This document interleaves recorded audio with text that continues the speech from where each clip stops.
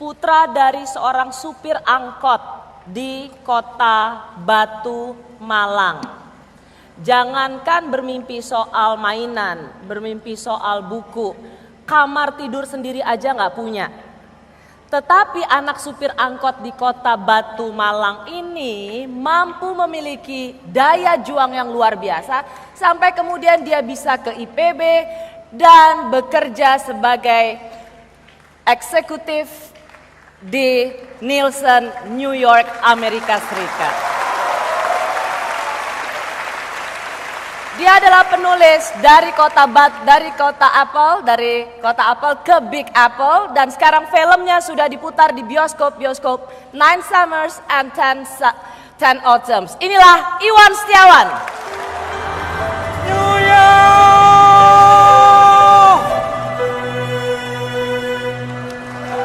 Aku tak bisa memilih masa kecilku, tapi masa depan itu kita sendiri yang bisa melukis sekarang.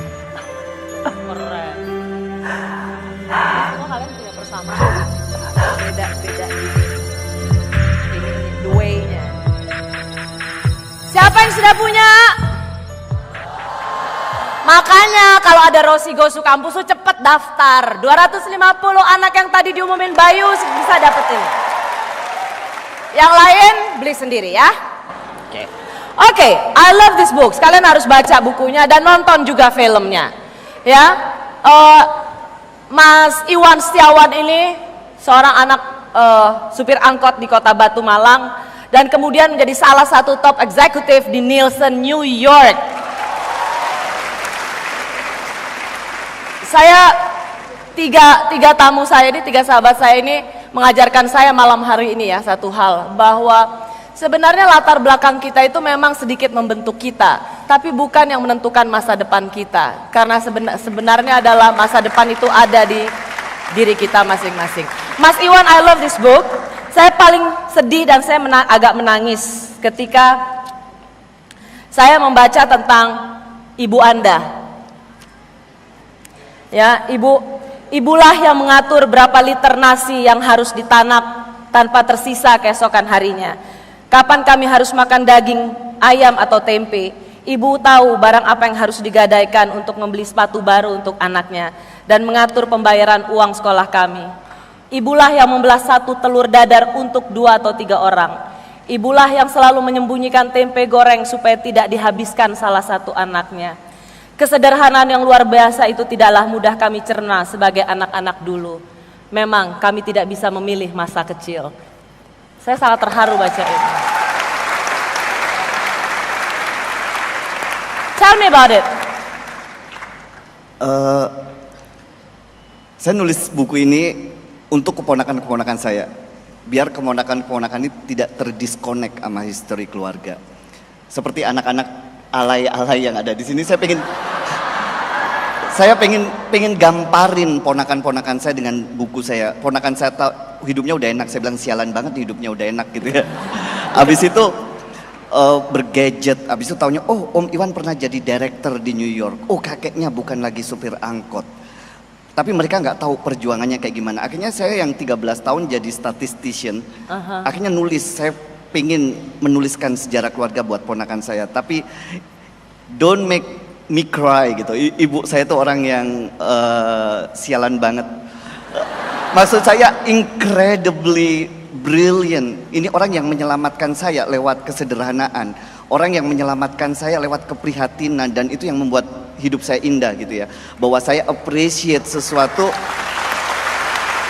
dan itu yang saya kampanyekan buat anak-anak muda sekarang ya. Anak-anak muda yang hidupnya udah enak, yang udah instan sekali, yang semuanya pengen serba cepet, sukses pengen langsung cepet. Gak ada caranya kayak gitu. Berjuang, saya bilang gitu. Ibu saya mengajarkan kepada saya bahwa hey, perjuangan, kebahagiaan itu bakal terasa lebih manis kalau diraih dengan berdarah-darah. Bahwa dulu kalau waktu kecil ya it's very painful gitu ya. It's very painful. Saya benar-benar I'm so touched ketika baca bahwa kita memang nggak bisa memilih masa kecil kita gitu. Dan kita harus terima itu. Tapi bukan berarti habis itu kita jadi gerung-gerung, frustasi, jatuh. Justru masa yang susah itu membentuk seorang Iwan Setiawan. Itu saya pikir perayaan hidup. Saya dulu waktu masih anak muda, masih alay kayak gini, malu ditanya bapaknya kerja apa gitu ya. Malu karena Iya. bapaknya ini ya supir dan angkot. suka diremehkan orang gitu ya. Bapaknya kerja apa? Supir angkot. Orang selalu di Indonesia seperti itu. Lu ke mall pakai baju beda udah direndahkan gitu. Apalagi bilang saya anak supir angkot. Saya dulu dan I was stupid as a young man, I was stupid gitu. Akhirnya kalau ditanya bapaknya kerja apa pas kuliah gitu. Bapak saya kerja swasta gitu. Oh. Tapi nggak bohong gitu ya, swasta. Tapi I have something ya, bahwa hey, you know what? Semakin saya diremehkan orang, semakin saya ingin maju. Wow. Bahwa dan satu hal lagi, ibu saya mengajarkan kepada saya. Ibu saya tuh udah baca buku saya. Ibu saya tuh nggak lulus SD dan nggak pernah baca novel ever in her life. And then ini juga novel pertama saya yang saya tulis ya, Nine Ibuku Summers. itu. Abis itu buku saya tuliskan di ruang tamu ibu saya pertama kali. Ibu saya di situ dan saya benci tulisan saya. I hate it, lebay sekali gitu. Abis itu saya tuliskan di situ 6 bulan jadi. And then ibu saya, menurut saya ini best selling moment buat saya. Ibu saya duduk di depan TV di tempat saya menulis pakai kacamata bapak saya, pakai daster batik, keteknya bolong. Itu for the first time in her life baca buku saya. Baca buku saya, dan buku saya itu ada bahasa Inggris karena dulu 10 tahun pakai bahasa Inggris, habis itu nulis bahasa Indonesia kayaknya garing banget gitu ya. Habis itu saya tambahin dikit-dikit bahasa Inggris, ibu saya pun baca. Saya bilang, "Bu, ini buku kan ada bahasa Inggrisnya," saya bilang. Ibu saya bilang, tahu nggak? Ya udah Wan, disikat aja, ngerti nggak ngerti saya sikat, dihabisin bukunya gitu. Dan at the end of the book 220 halaman, orang yang tidak pernah baca novel, saya angkat jempol. Air mata saya menetes karena lihat ibu saya baca. Saya tanya ibu saya, "Bu, what do you think about bukunya? Gimana bukunya?" Ibu saya bilang apa coba? "Wan, ternyata hidup kita ini susah ya." Mate baru nyadar saya bilang. Tapi saya pikir gini, the point is ibu saya nggak pernah merasakan hidup Susah. itu penderitaan. Iya. Ibu saya bilang hidup ini perjuangan. Wow. Ibu saya bilang gini, ya harus berani hidup susah untuk hidup bahagia. Nggak langsung hidup bahagia, harus berani hidup susah. Dan saya percaya betul itu bahwa kebahagiaan tuh bakal lebih manis kok kalau diraih dengan perjuangan yang sepenuh hati. Seperti bapak saya, let me tell you, 40 tahun di jalan untuk nunggu anak-anaknya kuliah. 5 orang anaknya kuliah, tapi bapak saya buktiin, regardless mau kerja apapun ya, mau jadi rektor, mau jadi supir angkot, mau jadi satpam. I totally agree dengan bapak-bapak di sini bahwa totalitas tadi bapak saya ngebuktiin 40 tahun di jalan, akhirnya semua anaknya kuliah, 5 orang, 2 anaknya S2 gitu. Ibu saya nih nggak lulus SD, bilang anak-anaknya harus kuliah. Saya pikir ini orang nggak tahu diri nih. Saya bilang, suami supir angkot, anak-anaknya harus kuliah. What the hell? Saya bilang gitu. Habis itu saya tanya ibu saya gini, "Bu, kenapa anak-anaknya harus kuliah?" Ibu saya bilang kayak gini, "Wan, hidup saya udah susah, udah sengsara. Jangan sampai anak-anak saya hidup sengsara kayak ibu." That's it, very simple. Abis itu ibu saya gini, "Caranya gimana sekolah? Apalagi yang lu punya selain pendidikan? Apalagi yang lu punya selain buku-buku?" Abis itu saya suka godain ibu saya, "Bu, ini anak-anak perempuan 4, kenapa nggak disuruh kawin sama orang kaya?" Saya bilang gitu, beres masalah, ditanggung sama suaminya. Tapi ibu saya punya dignity, ibu saya punya harga diri. Ibu saya bilang gini, "Wan, biar anak-anak perempuan ini mandiri. Biar anak-anak perempuan ini kalau minta duit ke suami nggak dimarahin dulu seperti ibu."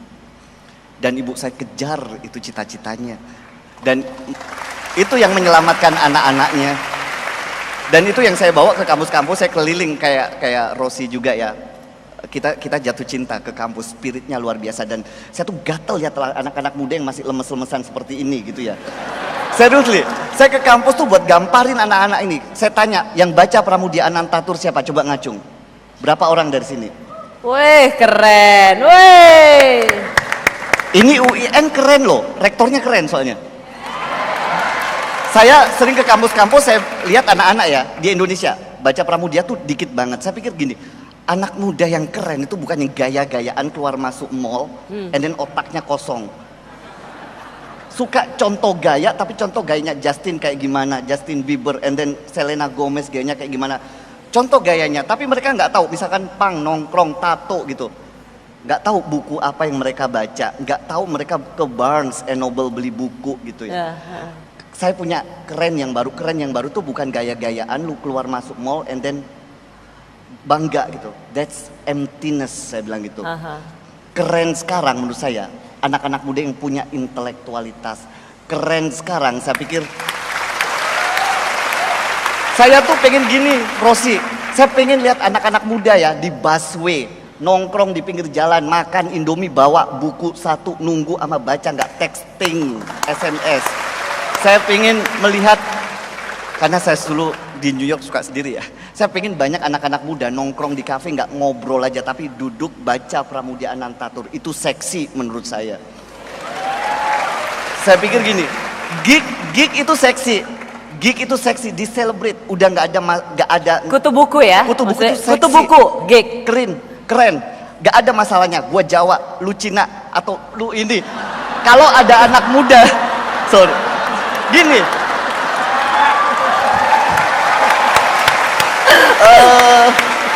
Menurut saya gini loh. Udah nggak ada ketinggalan zaman. Udah where the hell are you now gitu loh. Kalau masih mempersalahkan seperti itu. Gini loh. Gue cerewet, sorry ya. Gak apa-apa. Ini gue senang nih dapat tamu kayak gini, hostnya nyantai. Gini. Monggo. 10 menit lagi juga boleh. Iya, tiduran dulu ya. Iya, boleh. Saya dulu suka diginiin waktu di Indonesia. Nasionalisme, cinta Indonesia. Aduh, ngapain sih cinta Indonesia? I don't understand why I have to love this country gitu. Hingga akhirnya saya ke New York ya. Ke New York, mata saya jauh dari Indonesia, saya jauh dari keluarga saya. Dan saya berpikir kayak gini, semakin kita jauh, merantau itu membesarkan hati. Merantau itu menurut saya belajar hidup, memperkuat perahu kita untuk berlayar. Dan merantau membuat saya menyadari bahwa rasa cinta itu bakal semakin jernih ketika kita jauh gitu ya. Oh gitu. Rasa cinta itu bakal semakin jernih ketika kita jauh. Demikian juga rasa cinta sama keluarga saya. Oh my God, ibu bapak saya ternyata luar biasa, kakak adik saya luar biasa. Dan you know what, saya jadi appreciate negara ini. Saya jatuh cinta sama Indonesia lagi karena saya harus jauh. Karena saya pikir, gila, kemana aja saya di Indonesia waktu itu nggak menyadari bahwa ini negara keren banget gitu loh. Bahwa di Amerika, let's say dari East Coast ke West Coast bahasa Inggris semua. Di Amerika East Coast ke West Coast makan burger semua. Look at Indonesia. Ke Jogja lu makan apa? Gudeg. And then di Sunda makan ijo-ijoan semua gitu ya. Abis itu menurut saya ya itu yang harus di-celebrate, unique, differences itu di-celebrate. Itu yang bikin Indonesia indah. Jadi nggak masalah lagi. Rosi, sorry gue cerewet ya. Gak apa-apa, bener. Tapi mumpung di panggung. Karena Iwan senang banget sebenarnya, gue senang banget Iwan bisa hadir di sini. Karena Iwan ini berkat tulisannya, bukunya, sekarang ia menjadi salah satu motivator yang banyak juga jalan dari kampus ke kampus. Thank you. Sebenarnya gue bukan motivator. Saya nggak mau disebut motivator. Karena gini, saya cuman gini loh. Menurut saya gini, pahitnya hidup udah cukup jadi motivasi buat kita gitu loh. Yes. Dan saya anak-anak udah gede, motivasi gue dong. I hate you, gue bilang gitu. Hidup ini udah pahit dan itu udah cukup jadi motivasi buat lo gitu ya. Itu. Dan saya seperti Rosi ya, saya tuh gatel ke kampus Pak. Kenapa? This is critical point in their lives. Perubahan hidup tuh dimulai dari kampus. So really appreciate what you're doing, Rosi ya, bahwa ini critical point in your life, bahwa hidupnya tuh akan diarahkan dari sini. So take it seriously. Fun, celebrate masa mudanya. Tapi celebrate masa muda itu nggak cuman nongkrong di 7-Eleven nggak ngapa-ngapain gitu. Tapi menurut saya, ya celebrate masa muda tuh jadi intelektual. Baca lagi, Indonesia nggak bisa maju kalau anak-anaknya tuh. Yes. Tuh. Iya. Ya. Jadi Iwan, gini ya, memang pengalaman Iwan ini berwarna sekali. Bayangin ya, dulu ya tadi saya bilang kan, mau punya kamar sendiri aja itu it's your dream ya kan. Kalau ditanya apa sih cita-cita seorang Iwan Setiawan, mau punya kamar sendiri gitu kan? Iya. Jadi kalau ditanya kayak gini, dulu anak kecil kalau ditanya cita-citanya jadi apa? Presiden, wakil presiden, saya bilang goblok gitu. Mereka nggak punya inspirasi, they don't have inspiring figures, karena di TV-TV yang dilihat cuma presiden, menteri gitu ya. Semuanya pengen jadi presiden, nggak mungkin loh saya bilang gitu. Abis itu kalau ditanya saya pengen jadi apa, saya takut bermimpi dulu ya. Takut bermimpi, kalau ditanya saya pengen jadi hansip dulu. Hah? Serius? Iya, serius. Gimana lu mau gebukin maling, badan lu juga cuma segitu? Dulu kan waktu kecil semua kan. Oh iya. Karena saya pikir gini, bapak saya sopir angkot ya, kerja nggak keren gitu, pakai sendal jepit, they're not cool gitu. Tetangga saya kenek angkot, tukang sayur, dan itu nggak cool. And then suddenly one day saya lihat, gila ada yang pakai ijo-ijo, sabuknya gede ijo. Saya pengen kayak gitu. Tapi seriously, Rosi bener ya, kalau ditanya impian terbesar saya apa, impian terbesar saya pengen punya kamar sendiri. Dan itu saya kejar sampai New York City.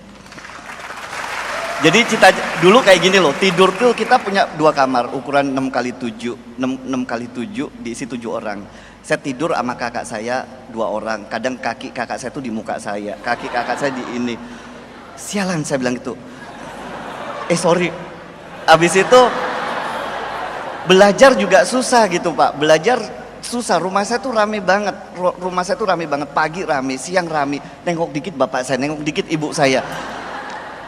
Dan pagi gak bisa belajar, siang gak bisa belajar, malam gak bisa belajar. Tapi saya bilang gini, kalau saya gak bisa belajar saya bakal bodoh. Itu kelas 3 SD. Kalau saya bodoh saya gak bisa merubah hidup saya. Apalagi kalau orang miskin gak punya apa-apa, apalagi yang bisa merubah hidupnya.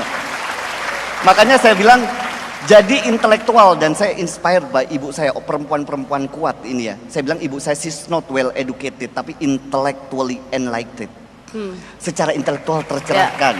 Mencerahkan ya, memberikan pencerahan. Iya, nggak berpendidikan tapi punya pencerahan secara intelektual, dan itu yang saya kirim ke kampus-kampus ya. Malu udah S1 tapi gayanya alay semua gitu. I hate you.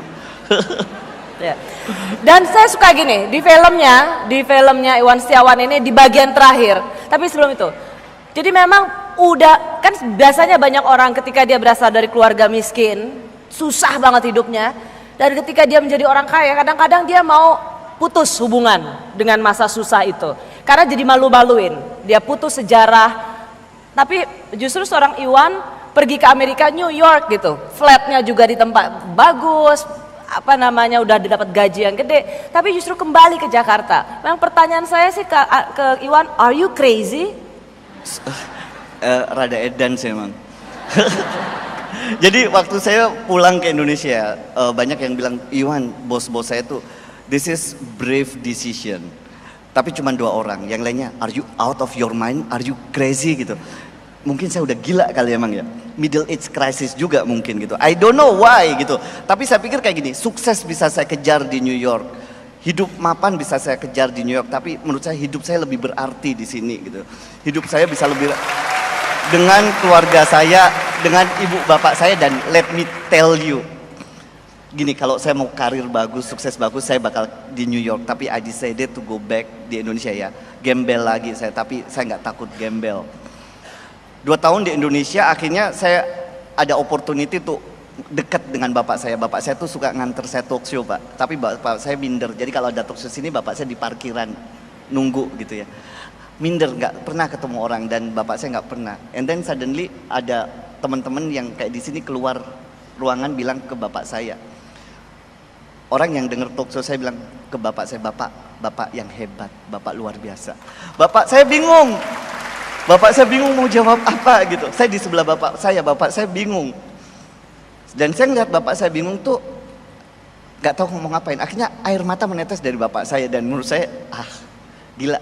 Jadi 2 tahun itu saya mengenal bapak saya, dan bapak saya meninggal tahun 2012. Makanya saya bilang this is one of the best decision in my life. Kalau saya mau ngejar duit di New York, tapi saya ada kesempatan untuk mencintai keluarga saya kembali. Makanya saya bilang ke anak-anak muda ya, I did a lot of mistake. Saya tuh janji banyak ke orang tua saya, pengen haji, pengen jalan-jalan berdua ke Bali, tapi bapak saya akhirnya meninggal. Dan saya bilang gini, bahwa mencintai itu harus sekarang, mencintai tidak bisa menunggu. Cintai orang tua kalian sekarang, nggak bisa menunggu. Ya, Di filmnya, kalau kalian ada yang udah nonton, saya suka di bagian yang gini. Di kereta ya, kalau nggak salah, ditanya, where you come from? Terus kamu bilang gini, it doesn't matter where I come from. Terus, As long as I know where I'm going. as long as I know where I'm going. Where you going? I'm going home. I'm going home. That's Satu the part scene, I love it. I'm going home. Kan, musiknya mana?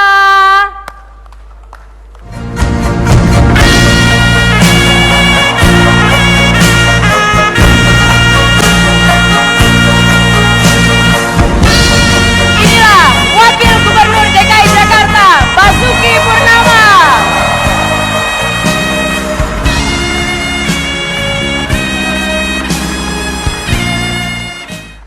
Pak Ahok, silakan duduk. Apa kabar Pak Ahok? Baik, Satu hal tentang Pak Ahok ya. Putar dulu. Ini adalah salah satu rekaman saya ketika bicara dengan Pak Ahok. Pak Ahok ini masih di DPR kalau nggak salah, itu berapa tahun yang lalu. Coba kita putar dulu. Ini hal yang paling berkesan untuk saya. Kita dengarkan dulu. Jadi saya bilang, Pak Ahok, orang Cina kok berani-berani ikut pemilu. Saya bukan Cina, saya Indonesia asli. silakan Pak Ahok. Jadi saya tanya waktu itu kan, kenapa berani-beraninya jadi orang tuh, ikut politik, ikut jadi pemilihan daerah, gubernur. Oh, minoritas kok berani? Jawabannya adalah Ya, kenapa takut gitu ya? udah agak jinak. Kemarin sih kemarin nggak gitu nadanya. Soalnya udah belajar banyak sama Wong Solo, lebih halus. Oh.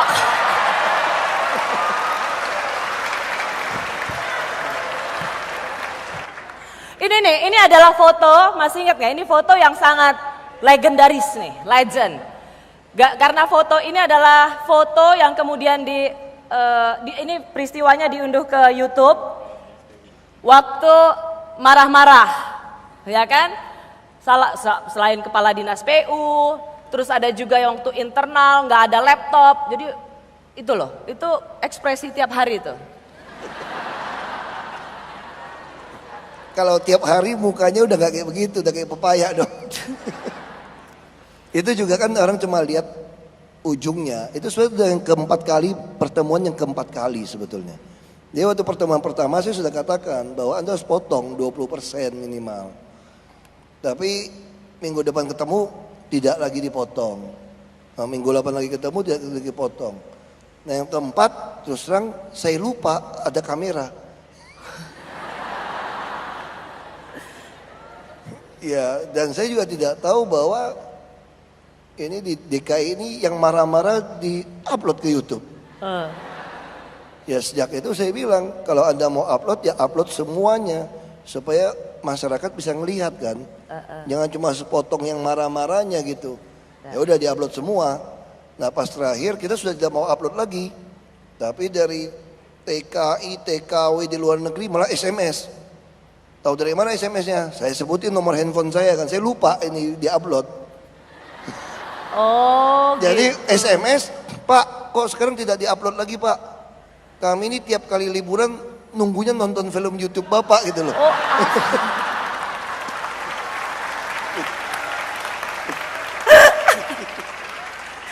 Boleh dong, bagus dong hiburan buat TKI. Tapi saya percaya bahwa itu sekedar cara ya, bahwa Pak Ahok ini marah itu caranya aja. Untuk saya tahu bahwa Pak Ahok ini kalau bicara menginginkan Jakarta itu harus jadi tempat bagi orang jujur dan mau kerja. Ya. Ya ini kan ada Pak Gita, Menteri Perdagangan. Kita coba bayangkan di Jakarta ya, seorang pedagang kaki lima itu nyewa satu tempat dagang dari sebelum maghrib sampai jam 11 malam. Itu bisa 40.000 sampai 50.000 untuk tempat jualan yang hanya mungkin 4 meter persegi. Jadi kalau 40.000 saja kita gampang baginya ya, atau 50.000 ya berarti kan 12.500 per meter persegi.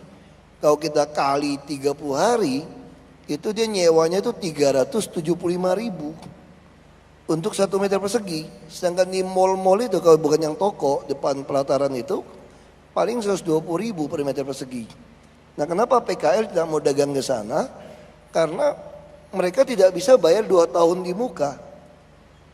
Sementara PD Pasar Jaya juga punya pasar hanya Rp500 per meter persegi sebetulnya. Tapi kenapa tidak mau masuk?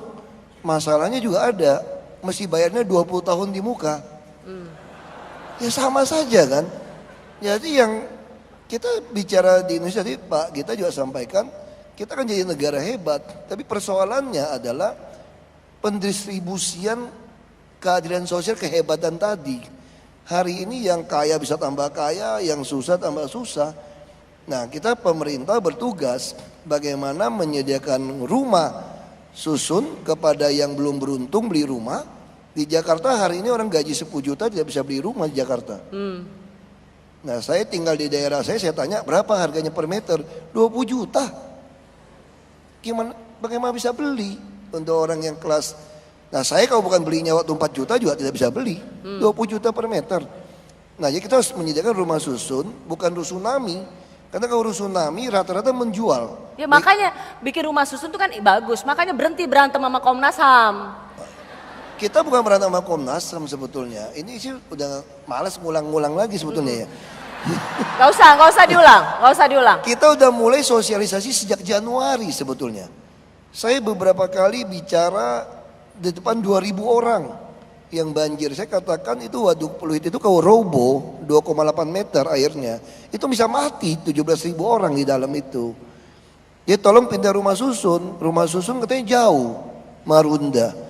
Jauh saya kasih kapal mabok, kasih bus 2. Terus kami sudah habis semua Pak, kasih kulkas supaya tidak perlu belanja tiap hari. Jadi sisa makanan bisa simpan, kasih TV supaya belajar pengetahuan, kasih meja makan, kasih spring bed, kasih gas, sampai piring semua lengkap. Yang mau pindah malah diancam tidak boleh pindah. Jadi banyak penyewa di dalam situ. Nah, saya malam-malam mendaftar mereka pun diributin. Tapi ya Pak, tapi memang Pak Ahok ini karakternya tuh meledak-meledak ya, spontan. Terus bisa dibilang panasan, meskipun Pak Ahok selalu bilang sama saya, gua ini udah lebih jinak daripada dulu waktu di Belitung. Udah lebih jinak. Nah Pak Ahok, biar gini-gini tahu nggak? Ini juga termasuk sama Pak Gita. Sangat mendengar nasihat ibu. Sangat mendengar nasihat ibu. Seorang yang sangat mendengar seorang ibu. Nah, kan dulu sebenarnya kuliah di Trisakti. Ya kan, ceritaan pada teman-teman pengalaman Pak Ahok nih. Kuliah di Trisakti, kembali ke mana? Belitung Timur, lalu mendirikan perusahaan, frustasi dengan birokrasi di Belitung Timur dan mau lari ke luar negeri, betul ya? Nah, ceritakan bagaimana waktu itu pengalaman yang begitu berat, mau keluar negeri tapi kemudian akhirnya bisa bertahan. Ceritakan, share ke teman-teman. Ya, sebetulnya sih saya waktu udah kuliah memang diwajibkan pulang. Jadi tiap kali liburan pasti pulang. Karena bapak saya selalu katakan sama ibu saya, kamu bukan pindah Jakarta, tapi tugas sekolah ke Jakarta. Bapak saya itu ingin saya jadi dokter sebetulnya. Nah, di kampung saya kalau orang sakit itu tidak ada dokter zaman itu. Dan jalannya jelek. Nah, tapi waktu kuliah mau masuk UI susah, nggak keterima. Oh. Jadi mau masuk ITB juga tidak diterima. Oh. Jadi akhirnya saya dimasukkan ke UKI, kedokteran. Kuliah seminggu, Trisakti, lulus geologinya. Saya pikir model saya jadi dokter bisa ketinggalan gunting di dalam perut ini. Jadi saya kabur ya seminggu, 7 bulan tidak ditegur bapak saya tuh. Karena saya masuk ke geologi. Tapi setelah lulus saya diminta pulang. Nah pulang kita dirikan perusahaan, sama bapak saya tuh gak gitu ketemu. Akhirnya ibu saya bilang tidak mungkin satu kapal 2 kapten, kamu sekolah lagi. Nah saya pikir saya mau kerja sajalah, mau ambil di Prastia Mulia, dulu kan konglomerat ini. Saya masuk lagi Prastia Mulia, saya ambil keuangan. Saya pikir kalau saya geologi, S2 nya keuangan, saya minimal bisa jadi vice president di perusahaan tambang internasional atau jadi CEO, CFO di perusahaan tambang karena saya geologi. Nah ternyata begitu lulus S2, bapak saya agak bangkrut ini. Bangkrut, jadi saya ditarik pulang. Nah saya sama teman, ada Pak Wasideo, teman kuliah saya punya mertua, dia kasih saya biaya $1 juta untuk bangun pabrik Graver Peksen. Nah saya bangun pabrik itu, berantem lah sama pejabat gitu, karena verifikasi macam-macam lah itu. Jadi saya pikir, pasti dia berpikir, dia bilang begini, pabrik Anda ditentukan oleh saya nasibnya. Saya tidak terima, nasibnya bukan kamu dong tentunya, kita kalau ngomong Tuhan ya Tuhan gitu kan. Saya pikir pasti dia pikir, kita nggak mungkin berani tabok dia gitu kan. Kamu pengusaha kok tabok kan pasti tutup pabriknya. Ya saya berpikir, kalau gitu biar saya tabok aja biar dia kapok gitu loh. Kita tutup ya tutup. Ya udah, saya mau tabok aja dia kira-kira gitu kan. Jadi tutup pabriknya. Karena ada masalah, jadi saya hadap bapak saya frustrasi tahun 95 waktu itu. Saya bilang, Pak, saya mau pindah ke Kanada saja, Pak. Rasanya saya tidak cocok di sini. Maksud saya begini, ke Kanada kerja di perusahaan asing. Dulu Kanada tuh ada pabrik, ada kasus itu loh, yang perusahaan Kanada yang geologi yang meninggal itu, kasus Busang atau apa itu, yang ada perusahaan tambang emas itu. Nah saya pikir kalau saya ke Kanada kerja di perusahaan tambang, nanti pasti dikirim pulang ke Indonesia, karena kan saya lebih tahu lapangan. Berarti gajinya Kanada, kerjanya tetap di Indonesia, kira-kira gitu otaknya gitu loh. Bukan gajinya di Indonesia, kerja di Indonesia nih. Nah teman saya sudah mau nampung saya, sambil nungguin anaknya, saya permisi sama bapak saya, Pak saya mau ke Kanada, mau pindah, kerja sana sementara. Bapak saya bilang tidak boleh. Saya bilang kenapa Pak? Bapak saya bilang ini di kampung di Belitung Timur, Laskar Pelangi itu, digantung tuh Laskar Pelangi. Jadi kata bapak saya, rakyat butuh kamu. Saya bilang muka minyak babi apa yang dibutuhin Pak? Astaga. Saya bilang gitu. Terus bapak saya marah. Katanya kamu jangan sembarang ngomong katanya.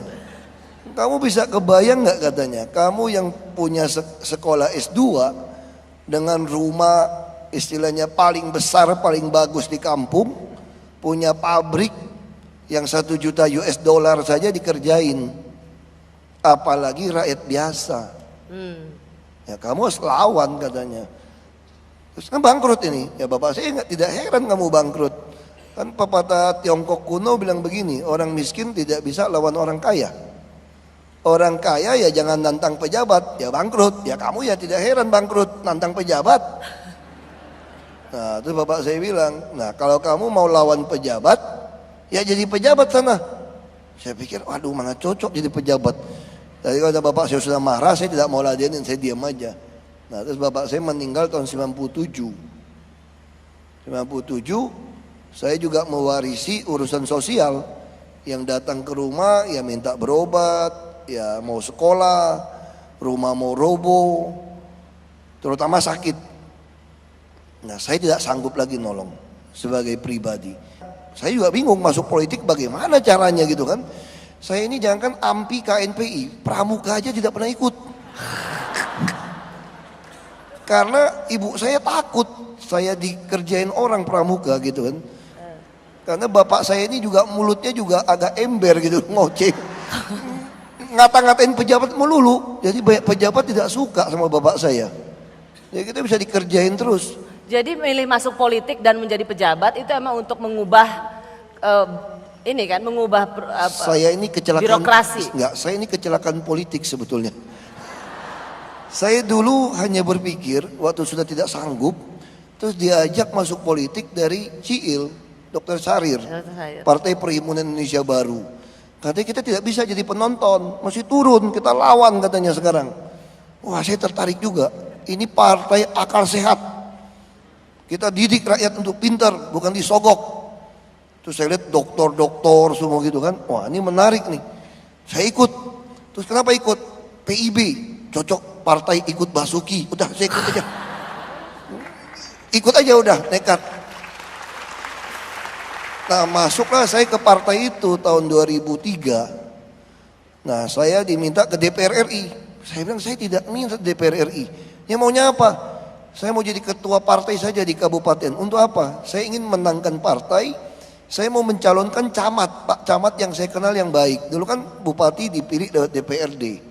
Nah saya pikir saya mau perintahkan itu camat, tolong bantu orang miskin sakit, kasih jaminan. Yang sekolah kasih jaminan, yang rumah jelek diperbaiki. Supaya apa? Supaya jangan minta uang sama saya lagi, saya tidak sanggup. Jadi itu aja niatnya sebetulnya. Karena kalau lihat orang susah datang, kita bantu, kita yang susah. Tidak bantu, susah juga kita. Jadi saya mintanya itu. Ada camat setuju. Tahu-tahu partai saya kalah. Karena masyarakat sekarang juga pinter, minta 20.000 baru mau milih katanya. Saya tidak mau kasih. Ada satu kampung minta 5 juta. Karena dari partai besar kasih 5 juta. Kalau bapak 4,5 juta lah, karena kita kenal bapak katanya. Saya tidak mau kasih, langsung diganti bendera saya semua, hilang. Ya ampun. Ya sudah, akhirnya saya hanya dipilih 92 orang. Karena tidak mau kasih uang, tapi karena suara sisa, dikumpul-kumpulin 1.000 lebih, duduklah saya jadi anggota DPRD. Nah, Itulah kecelakaan itu ya. Nah, saya lagi berpikir sudahlah, selesailah sudah ini.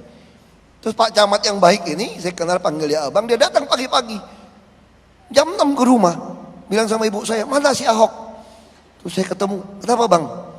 Kamu tidak boleh berhenti, walaupun sendiri, lawan itu semua di DPRD katanya. Gimana lawannya? Pokoknya lawan aja katanya. Tunaikan tugas kamu katanya di dalam sana, jangan berhenti. Ya sudah, saya pikir ya sudah, lawannya di dalam deh sendiri. Mau ribut macam-macam, saya taruh di belakang. Tapi ya saya bongkar SPPD fiktif, nyolong uang. Saya bilang DPRD, Dewan Perampok Rakyat Daerah, saya bilang. Wah, saya ngomong gitu. Jadi yang masalah sekarang muncul kan, kita dimusuhin semua. Nah, untung masyarakat sekitar melihat. Lalu masyarakat bilang, jangan takut, kami pilih Anda jadi bupati. Saya bilang, mana bisa dipilih lewat DPRD. Oh iya, 5 tahun lagi. Saya bilang 5 tahun lagi, lupa kamu, saya bilang. Makanya ada satu ustadz, dia bilang, kamu maju. Saya yakin nanti lebih maju katanya. Dipimpin daripada orang ngaku dapat hidayah, tapi kelakuannya kafir katanya. Dia ngomong gitu kan. Saya juga takut kan. Ya, terus ada yang ngancam ke rumah, minta saya mundur. Katanya tidak boleh maju. Kamu kalau maju kami tidak mau pilih. Ya saya juga tidak mau ribut lah. Saya bilang mungkin kalau yang demen sama Jackie Chan mungkin bisa pilih saya juga, saya pikir. Nah ini hal seperti itu. Akhirnya saya terpilih. Tidak ada biaya, tidak ada baju kaos, tidak ada kampanye karena uangnya terbatas.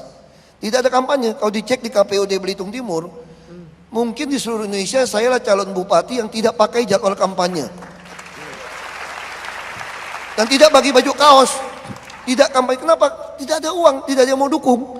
Saya minta om saya dukung, katanya kamu orang yang paling gendeng yang saya kenal katanya. Mana bisa menang? Udah turunan Cina, Kristen, ini 93% Muslim, ini daerahnya PBB lagi, Partai Bulan Bintang. Tidak mungkin menang. Tapi akhirnya dapat 37,13% dari 5 pasang. Nah begitu saya jadi ya saya manfaatkan betul. Saya menjadi kabupaten pertama yang kasih jaminan pendidikan dan kesehatan pada seluruh rakyat. Nah, itu udah saya lakukan tahun 2006. Sampai kita kirim ke Jakarta, itu yang masalah. Nah itu yang kita alamin perbaikan rumah. Saya juga termasuk yang banyak menghajikan guru ngaji sama muazin. Nah, jadi itu uangnya dari mana? Dari pengusaha. Pengusaha kan suka kasih-kasih uang kan. Saya bilang tidak boleh terima ini. Jadi kita ikhlas, benar ikhlas. Saya sodorkan tabungan, kalau store 20 juta dapat kursi naik haji. Tapi sekarang kalau naik haji susah sekali. Tadi adik saya kan sekarang bupati di Belitung Timur. Dia cerita sama saya, bang saya tahun ini berangkatkan 40 orang yang haji. Umroh saja, kenapa? Nunggu jatahnya keburu meninggal orang sekarang. Saking lama itu. Dia paksa umroh. Nah kalau saya ngomong ini kritik Menteri Agama lagi saya kan susah. Iya, udah. Ya. Jadi kadang-kadang kita bicara ya nyenggol kiri kanan juga kan Iya. gitu kan. Cukup lu punya musuhnya Komnas HAM sama Menteri Dalam Negeri dulu aja, ya. Jangan nambah-nambah lagi dulu aja, ya. Tapi emang Pak Ahok ini begitu. Dia kalau ngomong ya memang apa adanya, lugas gitu kan. nggak mau kerja, sikat, gitu kan? PNS. Enggak, dulu sering semir sepatu soalnya. Dulu apa? Sering semir sepatu. Oh iya, makanya Jadi ngomongnya sikat melulu. sikat, ya kan? Gini, saya salah satu juga ceritakan Pak Ahok, memang orang ini, beliau ini nggak bisa diatur. Nggak bisa diatur, termasuk dengan terang-terangan mengatakan ada yang nanya, sebagai politisi Gerindra, bagaimana kalau misalnya sebagai wakil gubernur Anda akan disusupi oleh kepentingan-kepentingan partai politik. Orang kan sekarang kepercayaan pada partai politik itu menurun. Tapi Anda sendiri dengan tegas mengatakan, enggak, begitu saya masuk ke dalam jajaran birokrasi, maka pengabdian pada partai itu berhenti. Karena pengabdian Anda pada rakyat, begitu ya. Saya diundang misalnya di pengarahan kepada caleg-caleg gitu. Ya saya bicara keras saja, saya bicara apa adanya. Kalau Anda menyogok rakyat, nanti Anda begitu jadi, Anda akan babak belur. Karena yang milih menuntut, yang tidak milih pun ngaku memilih. Ya bonyok. Nah makanya kalau saya bisa kerja sekarang enak. Orang partai Gerindra tidak ada yang berani minta uang sama saya. Karena waktu kampanye DKI kemarin sudah banyak yang minta uang untuk ongkos bensin jalan kan. Saya tidak mau kasih, karena kalau gitu kami tidak mau kampanye buat Anda. Ya tidak usah kampanye, emang gue pikirin. Gitu aja bicaranya kan.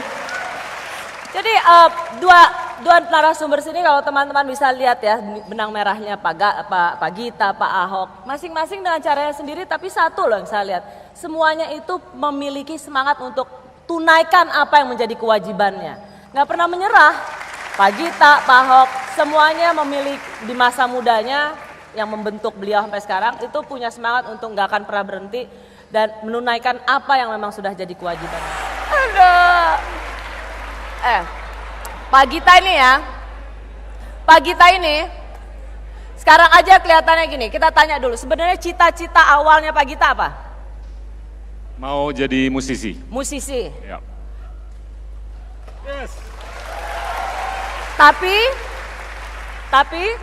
Tapi dimarahin oleh ibu saya. Oh, karena karir sebagai musisi kurang menjanjikan. Waktu itu katanya ya. Dia. Terus gimana waktu itu suasana hati Pak Gita dengar ultimatum dari ibu gimana? Sangat jatuh hati. Jatuh hati. Kok jatuh hati? Sangat sedih. Dahsyat, jadinya itu Kecil saya hati. Kecil hati. Iya. Nih agak nervous di sebelah Rosi nih. Karena malam ini kita jomblo. Iya. Pak Gita, jadi waktu itu kecil hati karena nggak boleh jadi musisi. Then apa? Pak Gita apa dalam kemudian pergolakan apa yang Bapak rasakan habis itu? Pergolakannya beberapa minggu, tapi dalam beberapa hari saya udah harus ngambil keputusan untuk mengambil studi yang lain, dan waktu itu yang paling populer adalah akuntansi. Akuntansi. Ya. Siapa di sini akuntansi? Terus ya udah, jadinya saya ngambil kelas akuntansi banyak sekali, dan itu di tahun keempat. Jadi saya berubah studi dari musik ke akuntansi. Tahun keempat saya ngambil akuntansi, tahun kelima saya ngambil akuntansi juga, akhirnya lulus dengan S1. Oke. Jadi untuk S1 saya perlu 5 tahun. Kenapa Pak Gita mau melakukan sesuatu yang sebenarnya Pak Gita tidak sukai, atau lebih karena mengikuti keinginan orang tua? Ibu dalam hal ini. Mothers are always right. Ibu selalu. Jangan debat sama seorang ibu. Jangan debat dengan seorang ibu. Ya. Pak Komar, tolong dengar itu. Ibu dalam kurung istri. Oke. Para lelaki jangan berdebat dengan ibu dalam kurung istri. Ya kan? Siap. Ya. Ya, jadi gak ibu doang, istri juga. Oh gitu ya Pak ya. Jadi memang Bapak mendengar apa yang dikatakan ibu, terus memilih tidak masuk sekolah musik tapi akuntansi.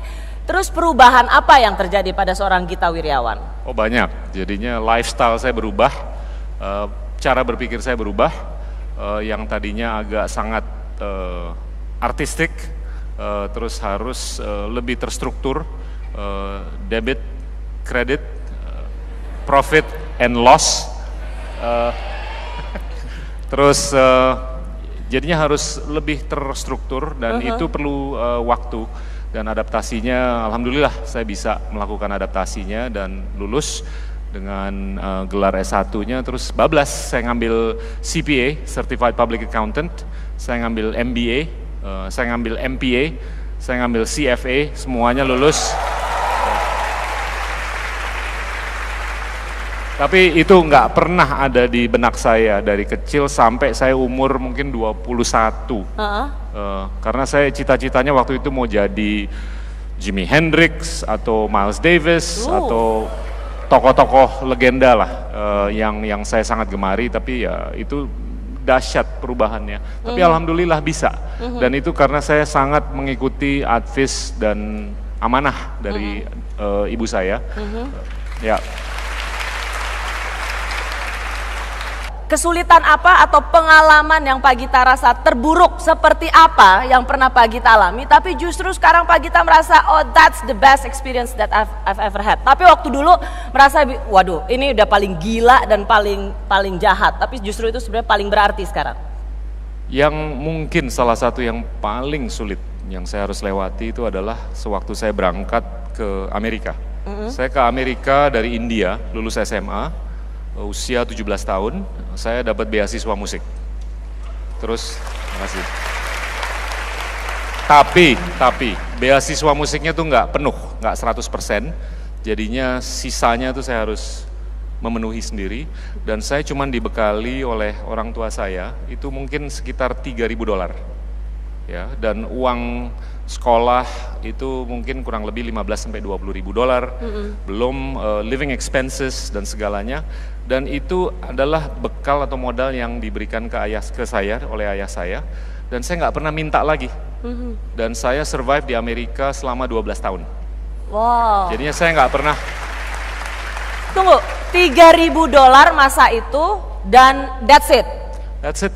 Nggak minta-minta lagi? Nggak, karena saya nggak berani minta, karena ayah saya tuh pas saya tingkat 1 itu ayah saya mau pensiun dari WHO dan dia udah harus pulang dari Bangladesh, dan kalau beliau harus ayah saya itu almarhum harus menyekolahkan saya, dia harus jual rumah, harus jual macam-macam, dan itu saya sangat tidak mengikhlaskan. Jadinya saya bilang ke ayah saya, ya udah biar saya coba. Akhirnya saya kerja part time 30-40 jam per minggu di tahun pertama, tahun kedua, tahun ketiga, tahun keempat, tahun kelima, bahkan kalau summer saya kerja itu mungkin 50-55 jam per minggu selama ngambil sekolah yang normal.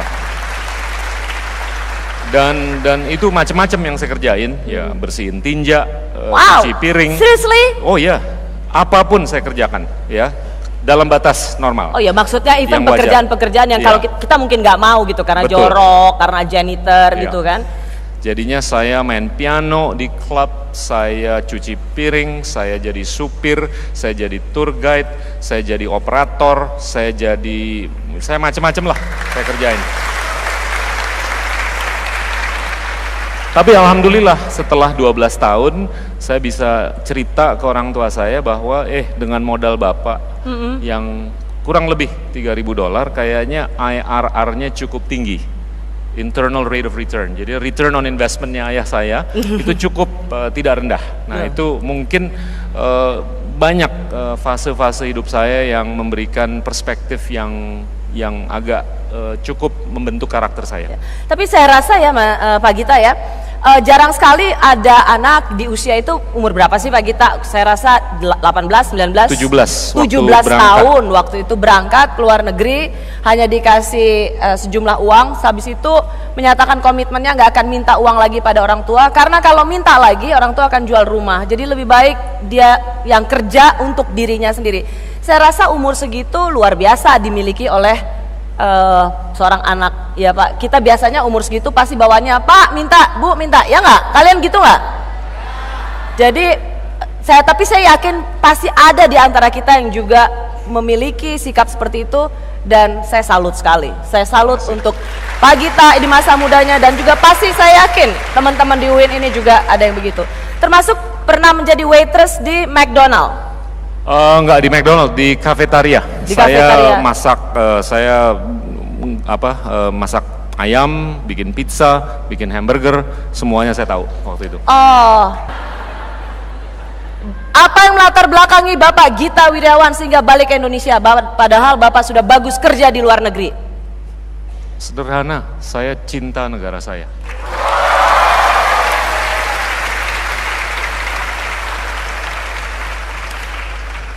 Kadang-kadang kita cinta dan have no reason ya. Apa alasannya? Atau kadang apakah mencintai itu harus ada alasan? Kalau hidup di Bangladesh selama 2 tahun, kita sangat bisa mengapresiasi Indonesia. Kalau hidup di India selama 3 tahun, kita sangat bisa mengapresiasi Indonesia. Tinggallah di tempat-tempat yang lebih buruk daripada Indonesia.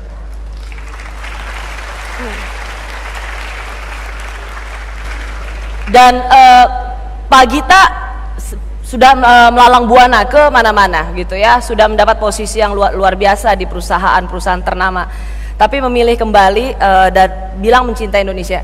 Saya sih merasa gini, bagaimana orang yang sudah melalang buana kemana-mana tapi tetap merasa dia bagian dari Indonesia dan tidak pernah berhenti mencintai Indonesia. Dari mana rasa itu bisa ada ya? Tadi Pak Gita udah bilang ya karena di Bangladesh, tapi apa ya, pasti harus ada dari dalam yang membuat cinta itu nggak pernah padam untuk Indonesia. Akar saya tuh di Indonesia. Ayah saya, ibu saya, keluarga saya itu dari Indonesia. Jadinya itu saya rasa alasan utama untuk saya balik ke Indonesia. You never leave your roots. Jangan pernah meninggalkan akar. Nah Pak, saya ingin Bapak berbagi sama teman-teman mahasiswa yang ada di sini. Sekarang ini kan nggak hanya sebentar lagi, tapi sebenarnya kita sudah menghadapi kompetisi yang luar biasa ketatnya. Pak Gita sendiri mengalami itu, and Bapak bisa melalui kompetisi dan lahir sebagai seorang pemenang. Bagaimana sih teman-teman UIN ini bisa memiliki satu semangat juang, standard of competence, kompetensi, supaya dalam setiap perjuangan selalu punya semangat untuk berkompetisi, selalu mau keluar sebagai yang terbaik? Apa yang harus mereka miliki? Pemuda Indonesia tuh ibarat sungai yang mengalir deras, penuh dengan gelora. Dan itu harus dibangkitkan atau lebih bangkit lagi. Dan saya percaya kalau kita lebih bisa bangga berbangsa, itu saya sangat percaya kita sangat bisa meletakkan Indonesia di level yang lebih tinggi. Nah, kalau saya keliling di kampus-kampus itu saya sangat bisa merasakan bahwa kebanggaan berbangsa kita sudah ada. Tapi mungkin masih ada adik-adik yang belum tahu kebesaran kita tuh berapa. Dan masih banyak yang ada unsur keminderan karena mereka tidak mengetahui bahwa Indonesia ini sudah jauh lebih besar daripada negara-negara tetangga kita. Nah, itu yang sangat perlu diedukasi. Dan saya rasa ini modal utama untuk adik-adik kita, karena masa muda kita ini nggak lama, dan pembentukan karakter di masa muda kita ini penting sekali. Jadi kalau pembentukan karakter kita itu penuh dengan titik terang, berkilau, itu ngefek banget ke masa depan. Tapi kalau nggak berkilau, itu tidak akan ngefek dengan titik terang yang kita inginkan.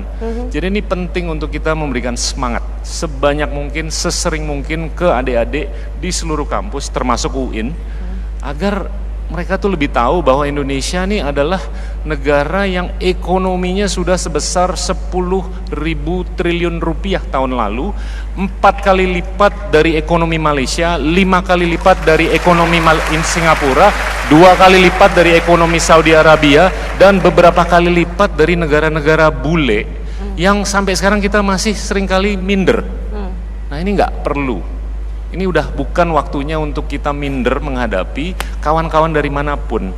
Kita sudah ekonomi nomor 15 di dunia. Insya Allah tahun 2020 kita akan menjadi ekonomi nomor 10 di dunia. Insya Allah begitu jomblo dan jomblowati ini berusia 40 atau 20 tahun lagi, Indonesia akan menjadi ekonomi terbesar nomor 5, 6 atau 7 di dunia. Betul. Jadi ya nambahin apa yang dikatakan Pak Gita ya, bahwa sebuah prediksi ekonomi mengatakan Indonesia akan tumbuh sebagai negara nomor 5 terbesar di dunia, dan itu berapa tahun lagi katanya Pak? 20 tahun lagi. 20 tahun lagi. Dan itu jika itu terjadi, maka teman-teman yang hadir atau duduk di UIN ini adalah Anda akan duduk sebagai para pengambil kebijakan, para pemimpin nasional. Satu lagi narasumber sahabat Rosi yang akan Rosi ajak berbagi di sini, ia juga punya prestasi tersendiri. Saya mau, kan sebenarnya 3 sahabat Rosi yang ada di sini, pembicara kita yang ada di sini, masing-masing memiliki cara yang berbeda-beda, pengalaman yang berbeda-beda, tapi punya kesamaan yang sama satu kesamaan, yaitu totalitas. Jangan mau jadi hanya rata-rata, jadilah yang terbaik. Pak Ahok misalnya, dari rasa frustasinya, justru dari rasa frustasinya karena sebagai seorang minoritas dia selalu dikerjain, dia masuk ke partai politik untuk membuat perubahan. Dan Pak Gita misalnya, dari umur 17 tahun udah dibiarin hidup sendiri, cuman dikasih uang segitu. Oke, saya nggak akan minta uang lagi karena itu akan menyusahkan orang tua saya. Saya akan kerja, nggak cukup belajar, nggak cukup cuma memainkan jazz, main apalagi tadi main musik semua jenis musik, supaya orang kalau ngelihat Pak Gita minta apa dia bisa memainkan musik dengan yang terbaik.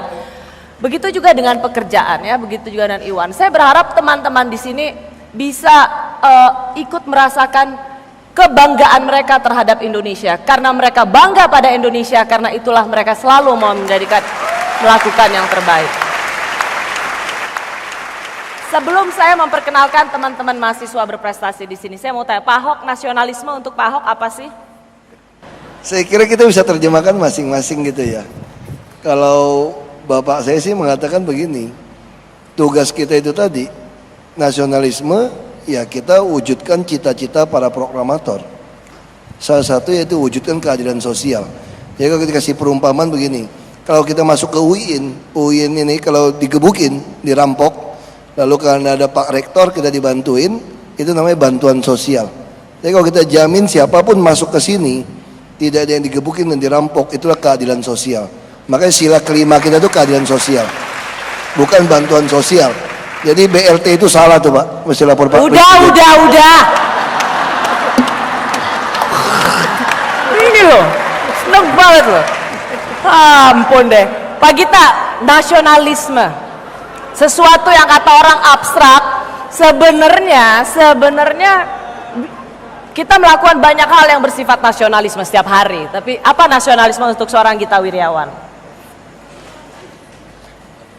Kalau saya bilang itu tercermin dalam kebanggaan kita. Kebanggaan kita yang bermuara dari pembungkusan kesejahteraan yang penuh pemerataan, dan tentunya pengguliran proses demokratisasi, dan juga kesinambungan pluralisme, dan ini harus bisa dibungkus dengan apik dan diproyeksikan ke siapapun di planet ini dengan prinsip bahwa kita tidak akan terkooptasi oleh siapapun di luar Indonesia.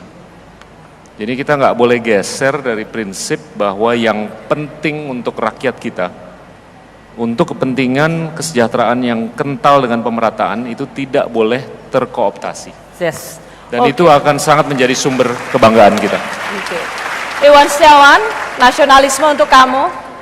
Dulu di rumah saya nggak pernah ngomongin nasionalisme, ngomongin makan aja susah gitu. Apalagi ngomongin nasionalisme, tapi along the way ternyata bapak saya tuh nasionalis sekali. Ibu saya orang yang nasionalismenya tinggi gitu. Bikin hidupnya jauh lebih baik dari hari ini. Yes. Itu menurut saya nasionalisme. Yes. Bikin hidupnya jauh lebih baik daripada hari ini. Dan satu lagi, setelah saya di Amerika saya suka gini. Saya tuh bangga jadi Indonesia. Padahal dulu saya bingung ngapain bangga jadi Indonesia gitu. Saya bangga ketika saya di New York, saya datang itu ya. Oke lah, pertama kali saya datang orang selalu, saya ngomong bahasa Inggris karena nggak pernah berpendidikan di sana Pak. Setiap ngomong bahasa Inggris saya bilang gini. Saya ngomong orang selalu gini. What did you say? Pardon me? Would you repeat again? Kenapa? Nggak ada yang ngerti gitu. Oh nggak ada. Arek Malang soalnya. Arek Malang. Habis itu tanya, where did you graduate from? Bogor Institute of Agriculture. Orang bilang, where the hell is that? Gitu. Tapi again, setiap kali saya diremehkan orang, semakin saya pengen maju. Saya pengen buktiin ini yang kecil dekil dari Indonesia bisa compete di Manhattan, bisa compete di Nielsen Consumer Research New York gitu ya. Dan itu yang membuat saya bangga. Anak muda sekarang suka minder ngeliat bule aja. Gua nggak, iya deh. Bule selalu lebih pinter, selalu lebih ini gitu. No, percaya otak kita sama. Anak-anak di Batu dengan anak-anak muda di New York udah sama sekarang. Google, Steve Jobs, internet udah bikin anak-anak muda di Batu, di Paris, di Manhattan itu sama. Yang akan membedakan intelektualitasnya. Nasionalisme jadi anak-anak muda yang intelek. Saya tuh suka marah-marah sama anak-anak. Good, terima kasih. Terima kasih Mas Iwan. Oke, kita sudah sampai di penghujung acara. Saya berharap kita semua, buat saya memang nasionalisme itu nggak usah abstrak-abstrak. Apa yang kita lakukan, apa yang Rosi lakukan dari kampus ke kampus untuk menjadi bagian yang memberikan semangat bagi kita semua untuk tidak pernah berhenti mencintai Indonesia, itu adalah nasionalisme untuk saya. Sebelum saya berakhir, saya ingin mengucapkan terima kasih pada Bapak Rektor UIN Syarif Hidayatullah, dan saya ingin memanggil Profesor Komarudin Hidayat untuk naik ke atas panggung.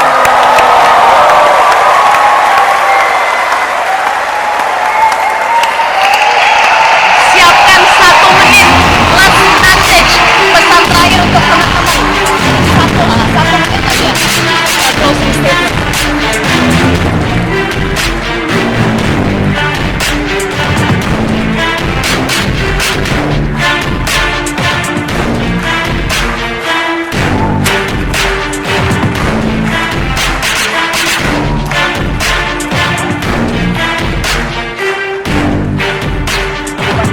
Monggo, Prof. Silakan. Assalamualaikum warahmatullahi wabarakatuh.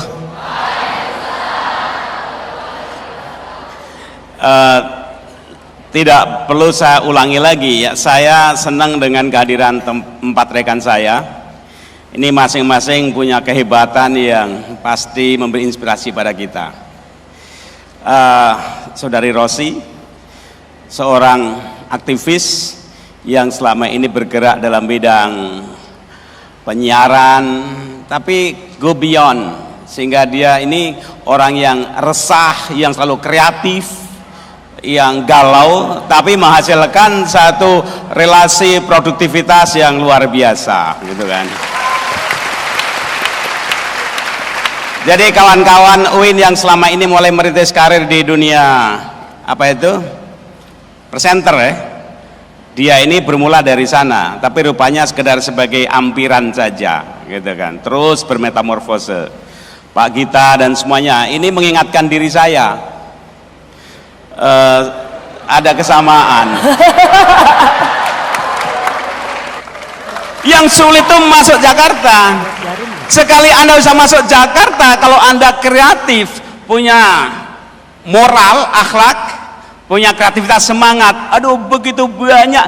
Tiap hari Jakarta membuka 1001 pintu sukses. Persoalannya Anda nggak mau masuk, gitu kan, gitu. Peluang begitu banyak, gitu. Tapi apa? Wa maladzatu illa ba'da ta'ab. Tidak ada kenikmatan tanpa dijemput dengan jerih payah dahulu, gitu. Oke, terima kasih. Terima kasih. More or less. Ada yang tahu siapa Tenzing Norgay? Dialah yang membawa ranselnya Edmund Hillary yang mendaki puncak Everest. Rosi, saya, Ahok, Iwan, Pak Rektor, kitalah Tenzing Norgay, kalianlah Edmund Hillary.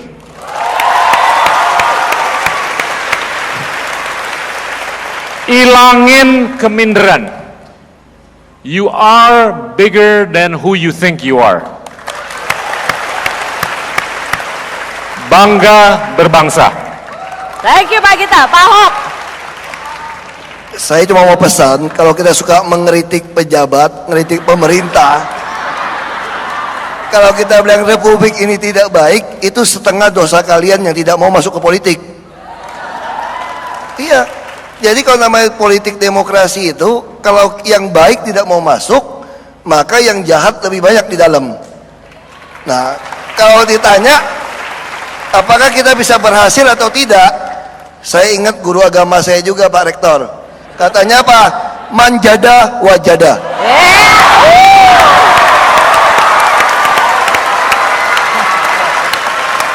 Satu hal yang saya pelajarin dalam hidup saya, perjalanan hidup saya mengajarkan kepada saya bahwa New York bukan tentang mimpi buat saya, tapi perjalanan menembus batas ketakutan. Wah. Bahwa saya tidak Keren. bisa memilih masa lalu saya, tapi masa depan itu kita sendiri yang bisa melukiskannya. Saya bilang, anak-anak muda, ini saatnya melukiskan masa depan kalian, bikin hidupnya lebih indah, bikin hidupnya lebih berarti sekarang. Thank you Iwan. Kita berikan tepuk tangan yang meriah. Pak Gita, Pak Ahok, Iwan Setiawan, Pak Rektor kita. Terima kasih. Terima kasih Pak. Thank you so much. Thank you Pak Ahok. Yuk, tepukannya nggak boleh berhenti untuk malam yang penuh inspirasi untuk narasumber kita.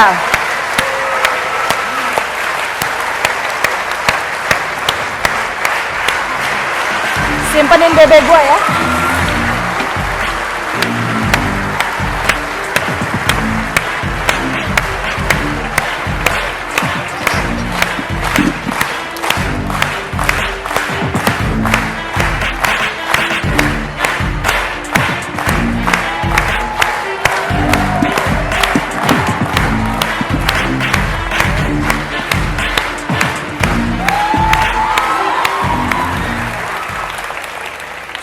Saya yakin saya akan mendoakan kalian semua. Kalian akan menjadi wajah Indonesia yang membanggakan. Billahi taufik wal hidayah. Wassalamualaikum warahmatullahi wabarakatuh. Uin Syarif Hidayatullah, I love you. You rock. Bilang diriku yang gila, siapa bilang, siapa bilang, siapa bilang.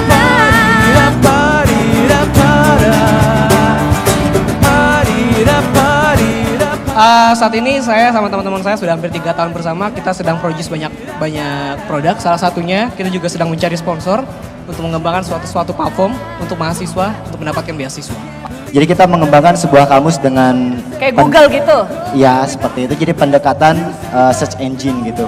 Oke. Jadi ketika kita menginput istilah apa, kemudian kita akan muncul pengertiannya dan gambarnya seperti itu. Oke. Oh my boy, baby, 네가 무슨 사랑을 알아, 내 맘만 아파. Hebat. Pak Gita dia juara 1 Grand Prize Best Vocal K-pop World Festival di Chongwon. والله هذه أعظم الحلقة التشجيع. Best Debater dalam the International Arabic Debate Competition di Kuala Lumpur. Competition di Kuala Lumpur.